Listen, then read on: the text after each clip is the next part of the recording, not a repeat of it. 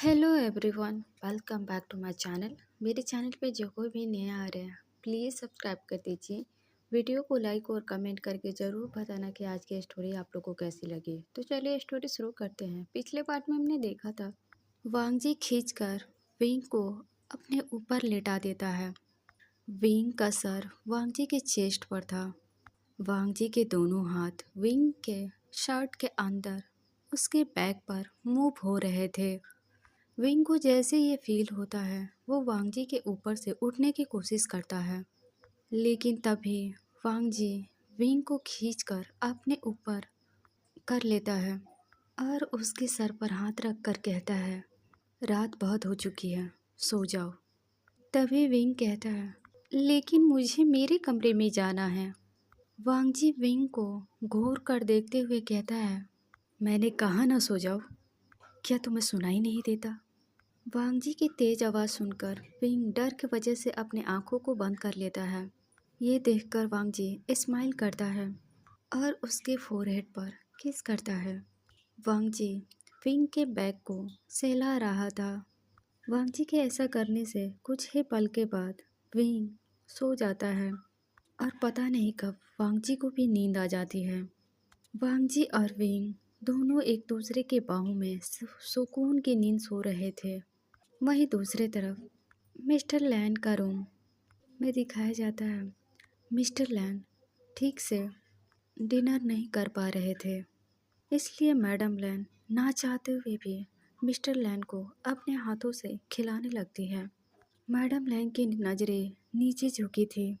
Madam Lan mister लैन की तरफ नहीं देख रही थी, वो बस अपनी नज़रों को नीचे झुकाकर उन्हें अपने हाथों से डिनर करा रही थी। जैसे ही ये मिस्टर लैन देखते हैं उन्हें अच्छा नहीं लगता। मिस्टर लैन मैडम लैन को देखते हुए उनके हाथों को पकड़ लेते हैं, लेकिन मैडम लैन अपने हाथों को मिस्टर लैन के हाथों से दूर कर देती हैं। मिस्टर लैन की आंखें नम थी। मिस्टर लैन के होठों पर स्माइल आ जाती है, क्योंकि वो कितने सालों बाद मैडम लैन के हाथों से डिनर कर रहे थे। मैडम लैन भी कितने सालों बाद मिस्टर लैन को अपने हाथों से खाना खिला रही थी। मैडम लैन को हिम्मत नहीं हो रही थी कि वो अपनी नज़रों को उठाकर अपने हस्बैंड को देखे। मैडम लैन के हाथ शिवर कर रहे थे। मैडम लैन को देखकर ऐसा लग रहा था जैसे वो खुद पर कंट्रोल कर रही हो। जब खाना खत्म हो जाता है तो मैडम लैन अपनी जगह से उठ जाती हैं और वहाँ से जाने लगती है। जैसे ये मिस्टर लैन देखते हैं कि मैडम लैन अभी इस रूम से बाहर जा रही हैं, तभी मिस्टर लैन जल्दी से मैडम लैन के हाथ पकड़ लेते हैं। वहीं मैडम लैन बहुत ही मुश्किल से अपने आंसुओं को रोक कर रखी थी। वो बस मिस्टर लैन के सामने रोना नहीं चाहती थी, लेकिन अब मैडम लैन के आंसू रुकने का नाम ही नहीं ले रहे थे। अब वो लगातार बहने लगे। मैडम लैन ने कहा, मेरा हाथ छोड़िए। मिस्टर लैन कहते हैं, लैन हुआ, मैं तुम्हें अपने पास चाहता हूँ। मैं तुम्हें आज रात भर देखना चाहता हूँ और तुम जाने की बात कर रही हो। मैं कब से देख रहा हूँ कि तुम मुझसे दूर जाने की कोशिश कर रही हो। मैं अब भी तुम्हारे आँखों में देख पा रहा हूँ कि तुम आज भी मुझसे उतना ही प्यार करती हो जितना पहले करती थी।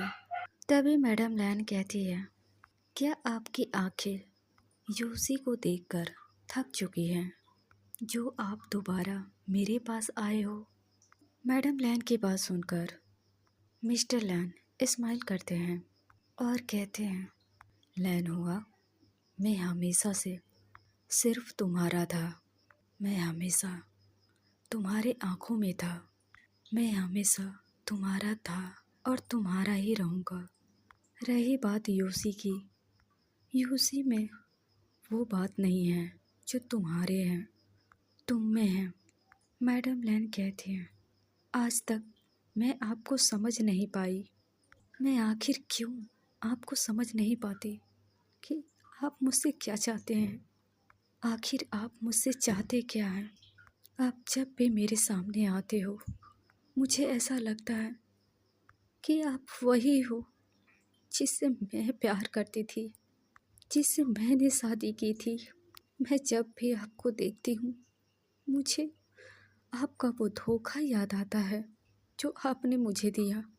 कभी कभी मैं जब आपको देखती हूँ तो मुझे यकीन होता है मेरा चिंगहंजुन नहीं है, ये कोई और है जो मेरे चिंगहंजुन के रूप में मेरे सामने खड़ा है। चिंगहंजुन, आप वो नहीं हो जिसे मैंने प्यार किया था, जिससे मेरी शादी हुई थी। मैं आपको देखकर कभी कभी मुझे ऐसा लगता है, क्या मैं आपको जानती भी हूँ? आखिर क्यों आपने पहले मेरी लाइफ के साथ खेला, आज मेरे बच्चों की लाइफ के साथ खेल रहे हो? ना मैं आपको कल रोक पाई, ना ही मैं आज रोक पाई। क्यों आप हमारे साथ हर वक्त खेलते हो? हमें चैन से जीने क्यों नहीं देते? मैडम लैन ने मिस्टर लैन के सामने आज अपने मन की बात कह पाई। मैडम लैन की बात सुनकर मिस्टर लैन बेड से उठते हैं और मैडम लैन के पास आते हैं। मिस्टर लैन मैडम लैन के दोनों हाथ पकड़कर कहते हैं, लैन हुआ, तुम्हें जो कहना है तुम वो कह सकती हो। मैंने तुम्हें धोखा दिया या नहीं, बस इसे वक्त पर छोड़ दो। देखना एक दिन वक्त के साथ सब ठीक हो जाएगा। आज मैं तुम्हारे साथ हूँ, तुम्हारे वजह से, क्योंकि तुमने मुझे अपने पास रोका है। तुम्हें अच्छे से पता है लैन हुआ, वांग जी तुम्हारे आसपास मुझे भटकने नहीं देता। अगर तुमने मुझे नहीं रोका होता तो वांग जी मुझे धक्के मारकर इस मेंशन से बाहर निकाल देते। कितना अजीब बात है ना। मेरे बेटे मुझसे नफरत करते हैं, वजह भी मैं ही हूँ। प्लीज़ लैन हुआ, मेरी तुमसे रिक्वेस्ट है, बस आज रात के लिए तुम मेरे साथ मेरे कमरे में रुक जाओ। मैं चाहता हूँ कि तुम मेरे पास रहो। मैं बस आज रात, सुबह मैं यहाँ से चला जाऊँगा। मैं बिना कुछ बोले यहाँ से चला जाऊँगा। प्लीज़ लैन हुआ, एक बार, क्या पता ज़िंदगी हमें दोबारा मौका ना दे, फिर भी मैं चाहता हूँ मुझे दोबारा मौका मिले तुम्हारे साथ रहने की। मैडम लैन मिस्टर लैन के हाथों से अपना हाथ छुड़ाकर वहाँ से जाने लगी। इससे पहले मिस्टर लैन मैडम लैन को रोक पाते तभी डोर पर नॉक की आवाज़ सुनाई देती है। मैडम लैन डोर के पास जाती है और डोर को ओपन करती है। मैडम लैन डोर को ओपन करती है तो देखती है लैन सिचन वहाँ खड़े थे।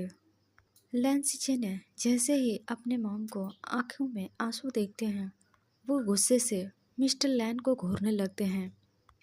लैन सिचन को इस तरह घूरते हुए देखकर मैडम लैन एक नज़र मिस्टर लैन को देखती हैं और एक बार अपने बेटे को देखती हैं जो बड़े ही गुस्से से अपने ही फादर को आंखों से वार्न कर रहा था कि वो उसके मॉम से दूर रहे। मैडम लैन सिचन को देखती हैं और कहती हैं, वांग जी कहाँ हैं? लैन सिचन कहते हैं वो अपने रूम में हैं और वांग जी के साथ विंग भी है। मैडम लैन शौक हो जाती हैं। जैसे वो लैन सिचन से सवाल पूछने ही वाली थी, तभी लैन सिचन कहते हैं, फिक्र मत करो मॉम, सब ठीक है। मैडम लैन कहती हैं, ठीक है, तुम जाओ अपने रूम में जाकर आराम करो, तुम्हें भी आराम की ज़रूरत है। लैन सिचन हामी से हिलाते हैं और जाते जाते मिस्टर लैन को देखते हैं और घूरते हुए कहते हैं, मेरे मॉम से दूर रहिए आप। अगर वांग जी को पता चला कि आपने मेरी मॉम को रुलाया है तो वो आपका क्या हाल करेगा, आपको तो पता ही होगा। तो आप इस बातों को ध्यान रखना। ये बोलकर लैन सिचन उस रूम से निकल जाते हैं। लैन सिचन के जाने के बाद मैडम लैन डोर को बंद कर देती है और मिस्टर लैन को देखती हैं और कहती है, आपको चोट लगी है, मुझे लगता है आपको आराम करना चाहिए। मिस्टर लैन हामी सिर हिलाते हैं और बेड के पास जाकर बैठ जाते हैं और कहते हैं, लैन हुआ, तुम्हें पता है, जब मेरे ही बेटे मुझे धमकी देते हैं तो मुझे कैसा लगता है? क्या किस्मत है मेरी। मुझे तो बहुत दुख होता है कि मेरे ही बेटे मुझे ही धमकी देते हैं, मुझसे ये कहते हैं कि मैं उनके मॉम से दूर रहूं। क्या किस्मत है मेरी। मैडम लैन कुछ नहीं बोलती, वो काउच पर जाकर बैठ जाती है। अब हमें दूसरी तरफ का सीन दिखाया जाता है। एक पर्सन एक रूम में आता है। वो रूम अंधेरों में डूबा हुआ था। तभी उस पर्सन ने लाइट को ऑन किया और उस रूम में रोशनी से भर जाती है। उस रूम में एक पर्सन की, या यूँ कहे ओमिका की, हर जगह तस्वीरें लगी हुई थी। हर जगह एक बड़ी सी तस्वीर थी। यहाँ तक बेड पे भी बाकी नहीं था। बेड, पिल्लो, हर जगह उस ओमिका की पिक थी। वो पर्सन एक बड़ा सा पिक के सामने जाता है और उस पेंटिंग पर अपना हाथ फेरते हुए कहता है, तुम कहाँ हो? मैंने तुम्हें कहाँ कहाँ नहीं ढूंढा, पर तुम हो। मुझे मिलने का नाम ही नहीं ले रहे हो। तुम ही बताओ, मैं क्या करूं? तुम तक कैसे पहुंचूं? मैंने तुम्हें ढूंढने के लिए क्या क्या नहीं किया। ये बोलकर वो पर्सन उस बड़ी सी पेंटिंग पर किस करने लगता है। किस करने के बाद वो पर्सन उस पेंटिंग को देखता है, उस पेंटिंग में बने पर्सन को देखता है और कहता है, तुम बहुत खूबसूरत हो। तुम्हारे जैसे खूबसूरत ओमेगा इस दुनिया में ही नहीं है। वो पर्सन उस पेंटिंग पर बने पर्सन पर अपने फिंगर को मूव करते हुए कहता है, तुम ही बताओ, मैं क्या करूं? मैं तुमसे दूर नहीं रह पा रहा हूं। ये बोलकर वो पर्सन फिर से उस पेंटिंग पर बने पर्सन को किस करने लगता है। कुछ देर में वो पर्सन अपनी आंखों को बंद करता है और कहता है, मैं कब से चाहता हूँ कि मैं तुम्हें अपने बाहों में भरकर तुम्हें हकीकत में टच करूँ, मैं तुम्हें महसूस करूँ। आखिर वो दिन कब आएगा जब मैं तुम्हें किस करूँ, टच करूँ और तुम्हें फील करूँ। तभी वो उस पर्सन की फ़ोन रिंग होने लगती है। वो पर्सन अपने फ़ोन को बिना देखे ही फ़ोन को पिक करता है और कान के पास ले जाते हुए कहता है, क्या तुमने वो काम कर दिया? तभी दूसरी तरफ से आवाज़ आती है, बॉस, मैंने उस ओमेगा को बहुत ढूंढा, पर वो ओमेगा चाइना में कहीं नहीं मिला मुझे। मैंने बहुत कोशिश किया, पर मेरी इतनी कोशिश करने के बावजूद भी वो मुझे चाइना में नहीं मिला। मुझे जो एड्रेस मिले थे, मैं वहाँ गया था और मैंने उस ओमेगा के बारे में ढूंढने की बहुत कोशिश की, पर वहाँ का आसपास के लोगों का कहना है कि यहाँ ऐसा कोई ओमेगा नहीं रहता। फ़ोन के दूसरी साइड के बात सुनकर उस पर्सन गुस्से में अपने आँख खोलता है और कहता है, आखिर तुम कब तक ढूंढोगे उसे? इतने साल बीत गए, तुम आज भी उसे नहीं ढूंढ पाए। तुम एक ओमेगा को नहीं ढूंढ पा रहे हो। तुम लोग किसी काम के नहीं हो। मैं तुम्हें किस लिए पैसे देता हूँ? ताकि तुम मुझे ये आकर कहो कि वो तुम्हें नहीं मिला। मुझे नहीं पता तुम कैसे ढूंढोगे उसे। कुछ भी करो, मुझे वो ओमेगा किसी भी हाल में चाहिए, चाहे जो हो जाए। अगर तुम उस ओमेगा को नहीं ढूंढ पाए तो तुम अपनी लाइफ भूल जाना कि मैं तुम्हें बख्शने वाला भी हूँ। एक बात याद रखना, मैं जितनी दूर अपनी ओमेगा से रहूँगा, मैं अपने प्यार से जितना दूर रहूँगा, उतनी ही तुम लोगों की मौत आसानी से दूंगा। मैं जितने वक्त अपने प्यार से दूर रहूँगा, तुम लोग उतने ही करीब, अपनी मौत के करीब आओगे। ये बोलकर वो पर्सन अपने फ़ोन को फर्श पर पटक देता है, जिससे उस फ़ोन की टुकड़े टुकड़े हो जाती हैं। वो पर्सन गुस्से से चिल्लाते हुए कहता है, वी फुजियान, तुम सिर्फ मेरे हो। चाहे जो हो जाए, तुम्हें मेरा ही होना होगा। तुम सिर्फ और सिर्फ मेरे हो। उसके लिए मुझे जो चाहे वो करना पड़े, मैं वो करूँगा। तुम सिर्फ मेरे हो। ये बोलकर वो पर्सन अपने सामान को इधर उधर फेंकने लगता है। उस पेंटिंग को देखता है जिस पेंटिंग में वो पर्सन स्माइल कर रहा था। वो पर्सन उस पेंटिंग के पास जाता है और उस पेंटिंग के पीठ पर हाथ रखते हुए कहता है, तुम सिर्फ मेरे हो विभूषियान। तुम चाहे जहाँ भी छुपे हो, मैं तुम्हें ढूंढ निकालूंगा और तुम्हें हमेशा के लिए अपना बनाऊंगा। अब हमें दूसरी तरफ का सीन दिखाया जाता है। वांग जी की नींद 5 बजे खुलती है। वांग जी अपनी आंखों को खोलता है तो देखता है विंग उसके ऊपर बड़े ही आराम से सो रहा था। विंग ने वांग जी को ऐसे जकड़ रखा था जैसे कहीं वांग जी उससे दूर ना हो जाए। विंग का सर वांग जी के चेस्ट पर था। विंग पूरी तरह से वांग जी के ऊपर सो रहा था। वो ऐसे सो रहा था जैसे वांग जी उसका बेड हो। विंग सो रहा था और उसकी माउथ हल्की खुली हुई थी जिससे विंग की सलाइवा वांग जी के शर्ट पर लग रहे थे। विंग ने अपने फेस को दाएं बाएं घुमाता है और वांग जी के शर्ट पर अपने फेस को रफ कर देता है जिससे वांग जी के पूरे चेस्ट पर विंग के सलाइवा लग जाते हैं। ऐसा करने के बाद विंग फिर से सो जाता है। विंग की ऐसी हरकत देखकर वांग जी का मुंह बन गया। वांग जी विंग के फेस को देखने लगा। ये विंग की क्यूट क्यूट हरकतें वांग जी को बहुत अच्छा लग रहा था। वांग जी टाइम देखता है तो 5 बज रहे थे।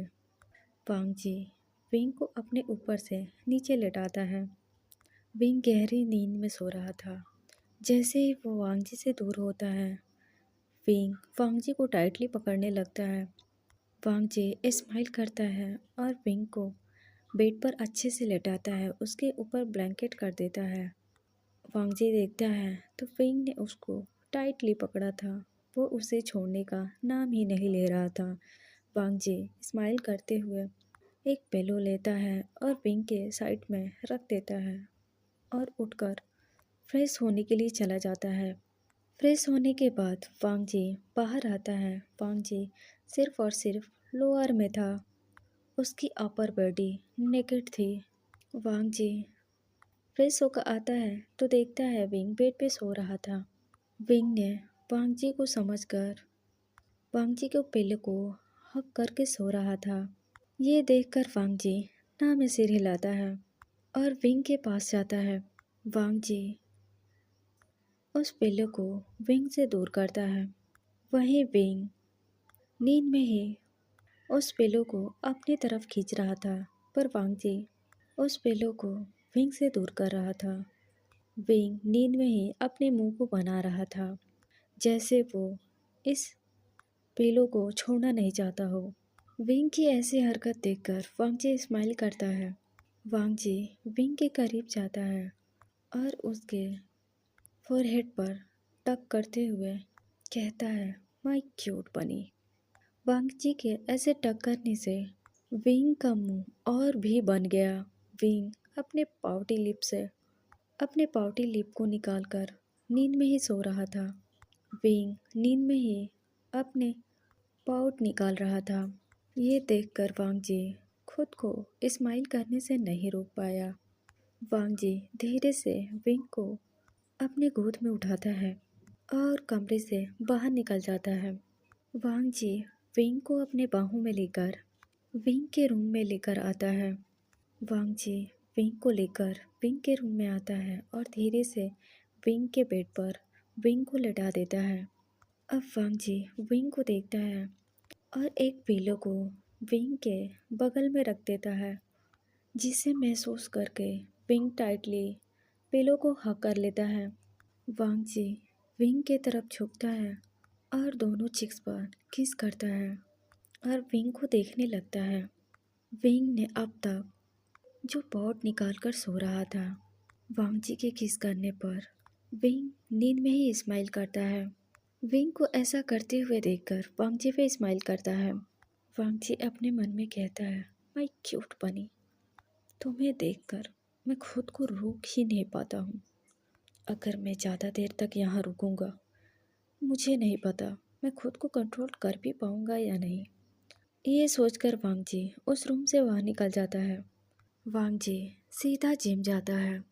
1.5-2 घंटे के बाद जिम से बाहर आता है। वांगजी जिम में अकेला नहीं था। वांगजी के साथ वांगजी की पूरी टीम थी। वो इसी समय सुबह के 5 बजे सभी लोग जिम करते हैं।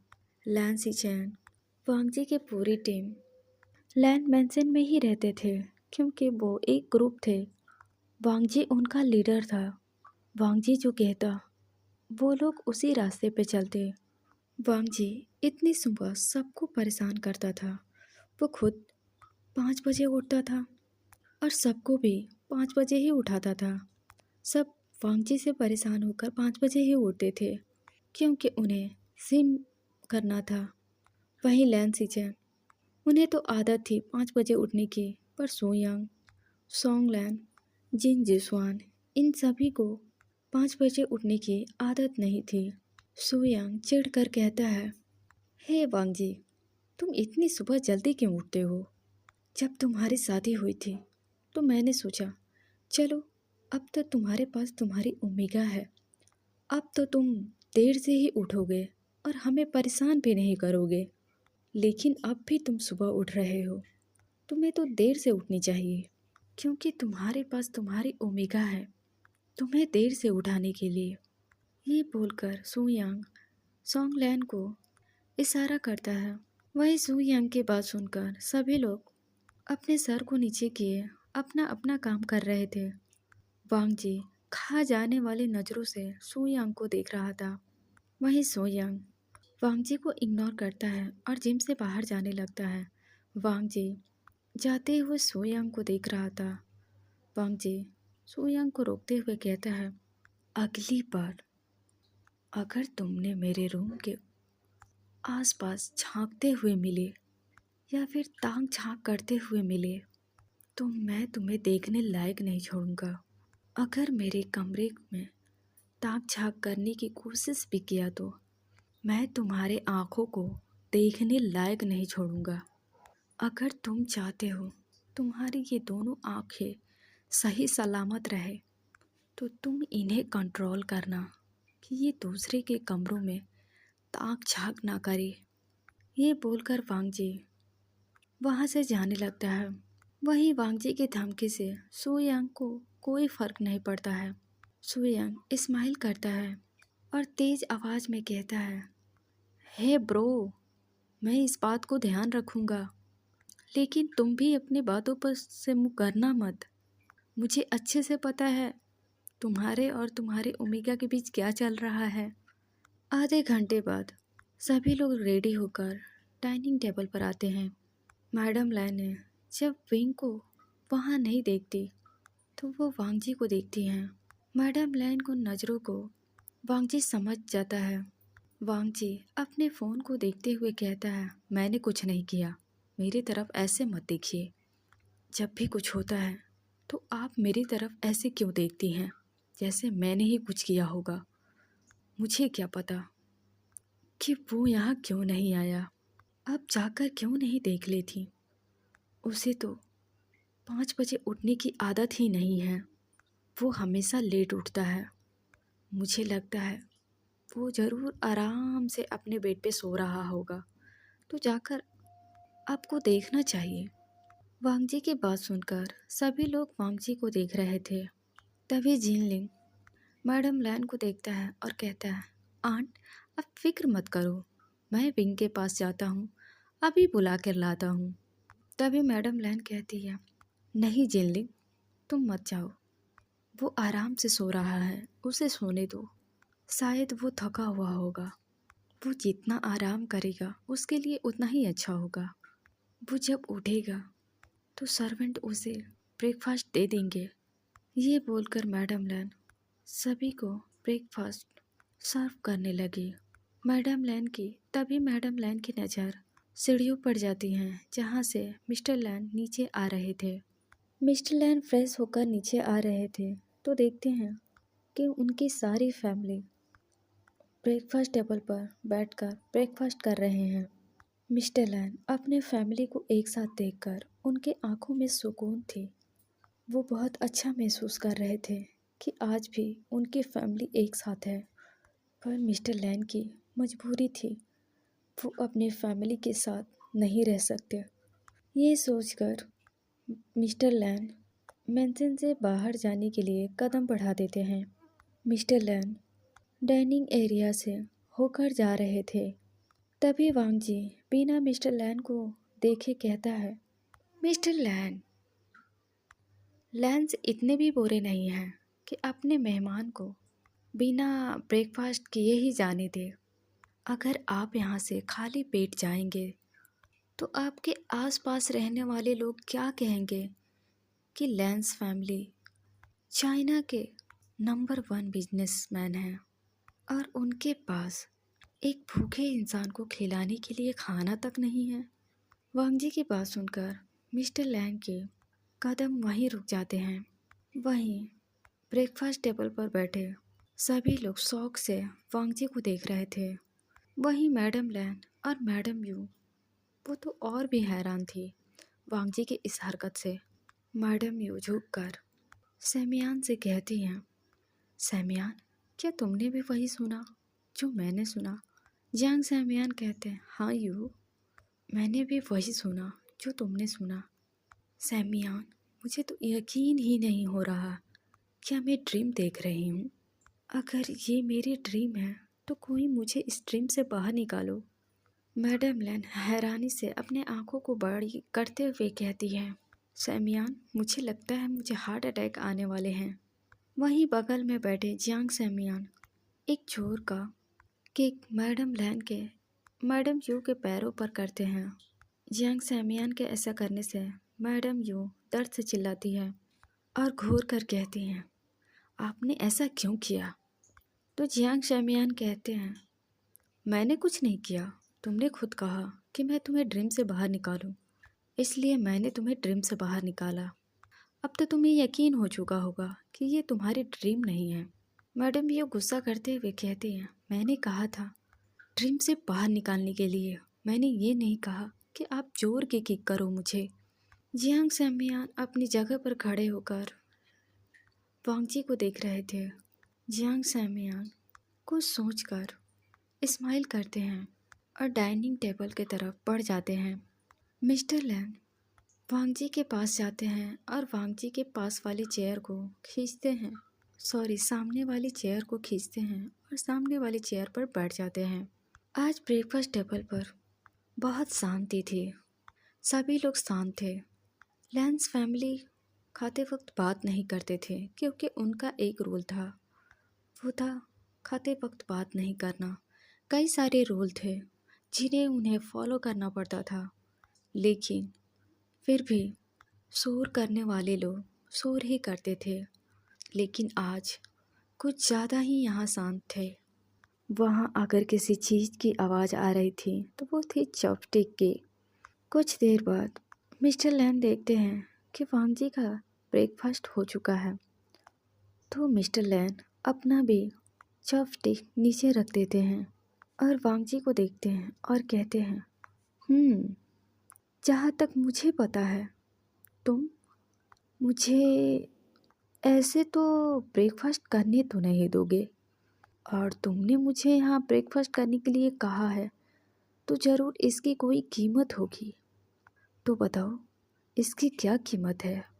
मिस्टर लैन की बात सुनकर वांग जी बिना देखे डेविल स्माइल करता है और कुछ देर बाद अपने नज़रों को उठाकर मिस्टर लैन को देखता है। वांग जी को देखकर ही लग रहा था कि वो एक इमोशनलेस है, उसके फेस पर कोई भाव नहीं थे।